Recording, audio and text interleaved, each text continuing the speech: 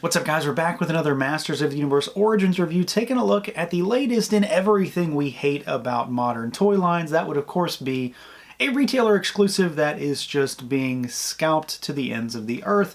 And of course, I'm talking about the Target exclusive Rise of Evil 2-pack. So this thing is, I mean, it's still very difficult to get a hold of.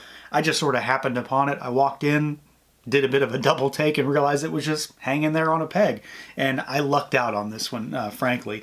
It is an interesting set because we've got, of course, you know, stuff that never existed in the vintage line. We've got KELDOR from, you know, the 2000X, and we've got Cronus here, which is the original version of Trapjaw before he becomes Trapjaw. So again, playing up the Rise of Evil idea behind this pack. It comes in a really vintage inspired box, you know, as is normally the case with this line. Some great artwork up on the top with KELDOR and Cronus, and you've got some Hordak up there in the clouds. You've got the figures there in the window. The side panel's got even more artwork showcasing maybe some new stuff to come, and then the back has yet another really solid spread of artwork showcasing a bunch of figures that we have, some that we don't have yet, and then some that we already know are coming, as well as kind of play features and then cross-sell for the line. All, of course, done in that very retro style. So let's do it. Let's pull them out and take a look. And here we go. Out of the package, our Rise of Evil 2-pack. So our Target exclusive KELDOR and Cronus here. This set is pretty great. I'm going to say it right off the bat. The real problem with this set is, of course, what everybody already knows. It's still very, very difficult to get a hold of this thing. It's hard to find in store, it's hard to snag online, and of course it's still being pretty heavily scalped. It is, however, a really cool set. And I like KELDOR, and while I'm not as big on Cronus, I mean, it's fine. I never really needed that particular thing for Trapjaw to make him a full character or to make him any cooler. But I'm definitely down for this particular figure, just like I enjoyed the ability to change the Classics figure into Cronus as well. So let's get started, see what these guys can do. I'm only going to go through articulation on one of them because they're the same figure. I mean, they're all the same figure. How much different are they really going to be? They're not, which is very much the case across the board with this line. And that's not a negative, it's just is what it is. We're all here. We don't have all the time in the world, so let's just do it once. We've got heads that can look up. They can look down. You've got a little bit of tilt on them, and then you've got rotation. Arms out at the shoulder. You've got rotation in there. We've got single jointed rotating elbows, so you get about 90, and then you get rotation. You've got rotation and hinges at the wrist, and then we've got waist twists. You've got legs that go out a pretty good bit. They kick forward. They kick backwards slightly. There is no thigh cut on these guys, but you do get a single jointed rotating knee, which does help. And then you get hinges and you get a little bit of rocker action down there at those ankles. So if you've messed with one Origins figure, you know what to expect. They're all basically the same across the board when it comes to standard figures. Very vintage in appeal, very vintage in form and function, and I'm happy with the way these guys move. They are vintage enough that they still, you know, have that form factor, but then again, they have more articulation to bring them up into a modernish sort of era.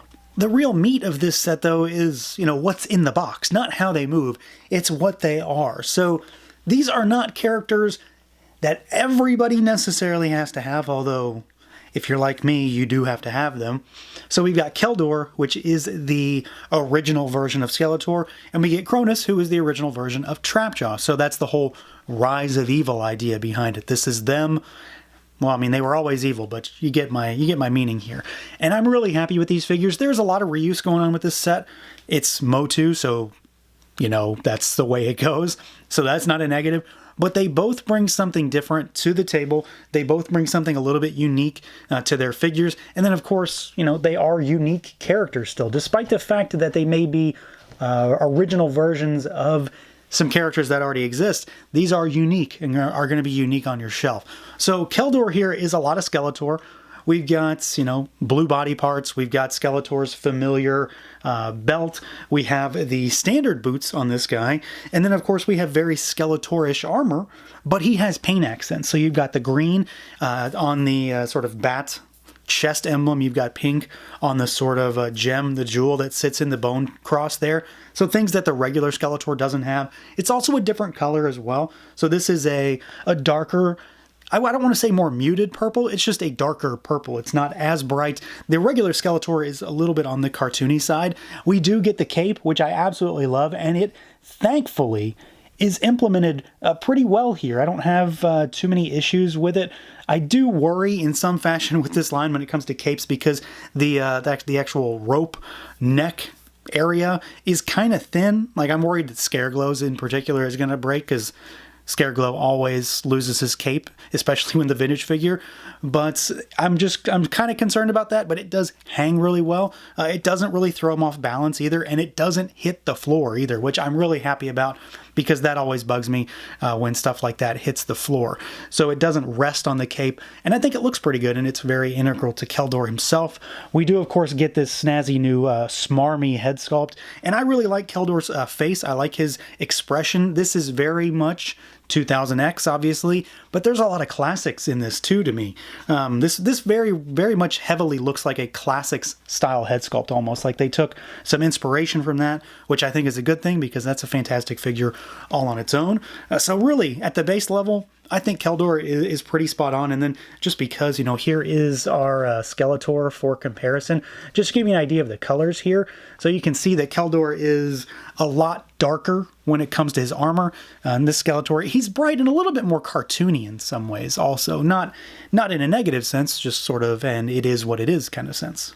And then, of course, we've got some accessories to talk about with this guy. And the lion's share of the accessories for this set do go to Keldor. So let's move old Boneface aside and talk about what he comes with. So to start with, we've got one of my favorite weapons in this line so far. We have got this sort of transforming to green power sword, and it's a full power sword. It's not a half. So this kind of plays up the whole, well, the green aesthetic with Keldor, and then I'm getting, you know, like the vial that transforms him into Keldor. Or into Skeletor. I'm getting those kind of vibes off of some of his accessories. So you've got this, and I absolutely love it. This is definitely one of my favorites. We get what is now my favorite Havoc Staff in the line. So we get a translucent green Havoc Staff that fades and transforms into purple down at the bottom. And it's very similar to his armor. But I love this thing. This came pretty warped in the package. I was able to straighten it without much issue, though. It does need a little bit more work, but it was a lot worse than this in the box. I do really love this. I mean, I like translucent plastic, so, you know, I'm already there to begin with. And then we get a new head for this guy. So let's pop Keldor's head off, and we get a Skeletor head for this guy as well, which I really like. There are like translucent red eyes sunken in that head. This is a very Alcala-esque head sculpt to me. In some ways, there's obviously a lot of influences here, but this looks pretty evil to me. Like, I want another regular Skeletor to put this head on now. I think that's what I'm gonna go with for this particular set. But I think he looks really good like this as well. So this, you know, kind of like a post-transformation Skeletor, where he's still got his Keldor armor on, he's still got his cape, and then of course give him this stuff as well. And I think you are set with a really, really solid looking figure, no matter which configuration you go with. And then we have our Cronus figure, who is, again, a lot of reuse. It's a lot of Trapjaw, but there's new stuff here as well in comparison to Trapjaw. So we've got, you know, this armor piece that sits on him. It is removable, just like everything else in this line. If you want to take it off, you can take it off.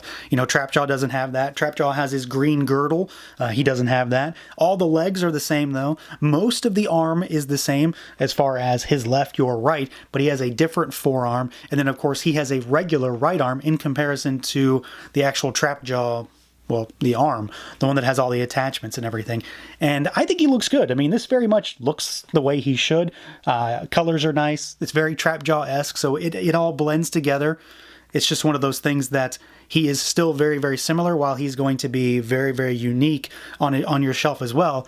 A lot of that goes to the head sculpt, though, and this is the one area where I'm really not all that happy with him. I'm not a big fan of the expression on his face. Something about it is... it's kind of weird. Like, he doesn't look evil. He doesn't look maniacal to me or anything like that. He just sort of looks like he's, yeah, I'm here. But it's all right. I mean, it's painted cleanly enough. I don't have any issues with it in a technical sense. I'm just not the biggest fan of that expression. And then, of course, you have your very trap jaw helmet with the eyelet in the hole up at the top. So that's a nice callback as well. And then of course we do have to bring the real guy out here. So here's our trap jaw next to our Cronus, and you can see there are a lot of similarities here. And there should be no real issue there. There should be a lot of reuse on this figure, but there are, of course, some differences. And of course, I was incorrect. This is an entirely different arm because Trapjaw has all the cybernetic stuff on his left arm. So his left and his right are different from Trapjaw. I should have known that.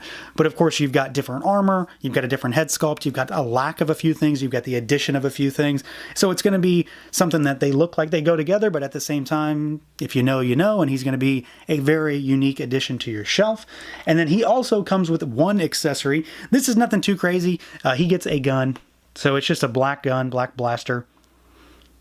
Nothing to write home about. He doesn't really have anything unique as far as his character goes, so he should come with just, you know, a normal weapon. Before he turns into this guy and he gets all the crazy stuff, he just has a regular gun, and he, of course, can use this in his right gripping hand, and you'll have, well, less issue than that, I assume, when you want to have him blasting some good guys. So like I said, this is a really solid set. There's not a lot to complain about here with the figures themselves. The big deal is that it is what it is. It's a Target exclusive, and it's been a big pain for a lot of folks to get it. I've still only ever seen it in store the one time that I found it, and it was only one on the shelf. So it still eludes me to even find it again. I do really like this set though. I like the theme behind it. It very much works in terms of what they're going for. You've got a pre-Skeletor, you've got a pre-Trapjaw in your KELDOR and Cronus, so it works with the idea of the rise of evil. I'm just glad we got KELDOR, and I'm really happy to see all those accessories he comes with, because he has a lot of stuff. He is a full-on, like, full-fledged figure, really. There's so much stuff going on with him, from that head sculpt to the unique paint accents on his armor, and then of course a bunch of really awesome translucent accessories that I'm very much here for. And then Cronus is a nice bonus, really. Even if I didn't really want Cronus, I'm glad he's in this box. I'm glad we got that, and I'm glad he's his own figure rather than being something that you had to piecemeal together from Trapjaw. So that's going to do it for this look at the MOTU Origins Rise of Evil. Let me know what you guys think. Feel free to like, comment, subscribe, and share, and until next time.